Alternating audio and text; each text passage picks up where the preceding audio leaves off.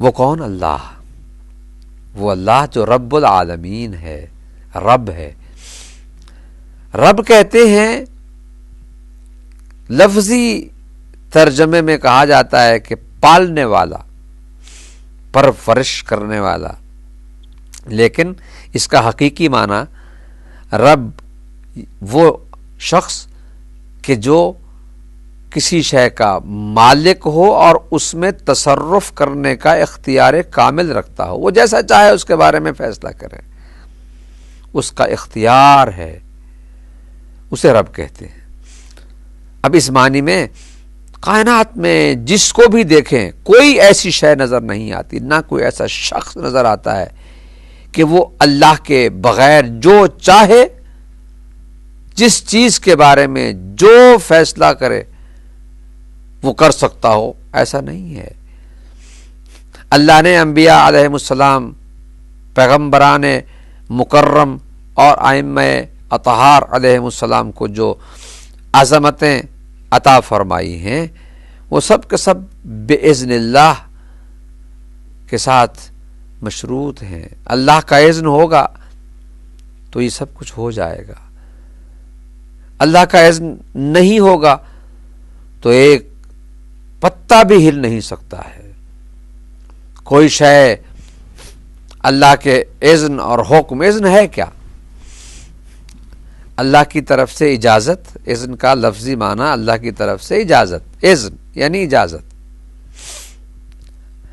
اب یہاں پر اجازت، یا اسے میں دوسرے لفظوں میں جہاں پر بھی لفظ اذن استعمال ہوتا ہے اللہ کی نسبت سے، میں اس کا معنی اجازت کے وسیع مفہوم کی صورت میں کرتا ہوں۔ اجازت کا مطلب تو یہ ہوتا ہے کہ اللہ نے کسی شے کو اجازت دی ہے، کسی شخص کو اجازت دی ہے، یہ کام کرو۔ اور ایک اس کا وسیع معنی ہے نظام۔ اللہ تعالیٰ نے ایک نظام بنا دیا ہے، اس نظام کے تحت کسی کو کچھ اختیار دیا، کسی کو کچھ اختیار دیا، اور ظاہر ہے کہ اجازت کا لفظ خود اس بات کی طرف اشارہ کرتا ہے کہ جسے اجازت دی جائے وہ اجازت دینے والے کا محتاج ہوتا ہے۔ اگر وہ اجازت نہیں دے گا، جیسے آپ دیکھیں کوئی شخص مالک مکان ہے، اگر وہ آپ کو اپنے مکان میں آنے کی اجازت نہیں دے گا تو آپ جا نہیں سکتے۔ کئی جگہوں پہ لکھا ہوتا ہے بغیر اجازت اندر آنا منع ہے۔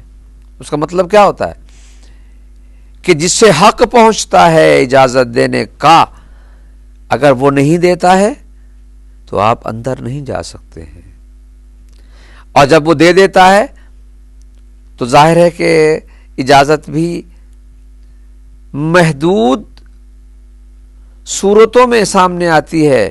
اگر کوئی شخص کسی کو اپنے گھر آنے کی اجازت دے تو کیا اسے یہ حق پہنچتا ہے کہ وہ اس کے گھر اندر آ کر اس کے گھر کی چیزوں کو توڑ پھوڑ کر دے، ختم کر دے، یا چرا کے لے جائے کہ اس نے مجھے خود ہی تو آنے کی اجازت دی تھی؟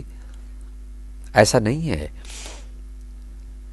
ہر چیز کا ایک نظام ہے، ہر چیز کا ایک اصول ہے۔ اجازت اور اذن کا بھی ایک اصول ہے۔ اللہ نے جسے بھی کسی کام کا اذن دیا، اجازت دی، پہلی بات تو یہ ہے کہ جسے اس نے اجازت دی وہ اس کا محتاج، اور جب اجازت دی تو اسی کام کی اجازت دی، نہ یہ کہ ہر کام کی اجازت جو خدا کا ہے، ایسا نہیں ہے۔ خداوند عالم نے اگر کسی کو خلق کرنے کی اجازت دی تو وہ اسی چیز کے خلق کرنے کی اجازت ہے، نہ یہ کہ پوری کائنات میں جو کچھ ہے اس کے خلق کرنے کی اجازت۔ تو اب اللہ ہے رب، کس کا؟ عالمین کا، کائنات کا۔ عالم کی جمع ہے عالمین، کائنات کا۔ عالمون، عالم کی جمع ہے عالمون، اور یہ چونکہ اضافت ہے، مضاف مضاف الیہ ہے، اور یہ یہ علامت ہے مضاف الیہ کے مجرور ہونے کی۔ تو یہاں پر اللہ تعالیٰ نے عالمین کا رب ہونے کا اظہار کیا ہے کہ میں پوری کائنات کا رب ہوں، یعنی مالک علی الاطلاق، ہر شے کا مالک، ہر لحاظ سے مالک، ہر وقت مالک، ہر حوالے سے مالک۔ اس کے بارے میں فیصلہ کرنے کا اختیار حقیقت میں میرے ہاتھ میں ہے۔ اس کے بارے میں کسی وقت کوئی بھی میں فیصلہ کروں تو مجھے کوئی روک نہیں سکتا ہے۔ مخلوق کو، جیسا کہ میں نے مثال عرض کی ہے کہ اگر کوئی شخص کسی کو اپنے گھر میں آنے کی اجازت دیتا ہے تو وہ اجازت محدود ہوتی ہے، محدود وقت کے لیے ہوتی ہے، محدود صورتوں میں ہوتی ہے۔ وہ آ کے اسے سٹنگ روم میں بٹھا دیتا ہے۔ اب وہ کہے کہ میں چونکہ گھر آنے کی مجھے اجازت دی گئی، اب وہ بیڈ روم میں بھی گھس جائے اور دوسرے کمروں میں بھی گھس جائے اور وہاں سے جو کچھ مل جائے اسے اٹھا لے، یہ نہیں، یہ غیر معقول باتیں ہیں۔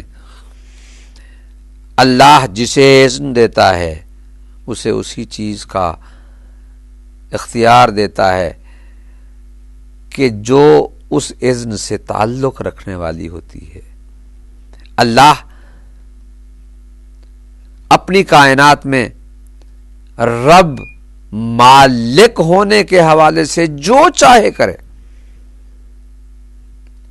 اسے تصرف کہتے ہیں عربی زبان میں، یعنی استعمال، کام میں لانا۔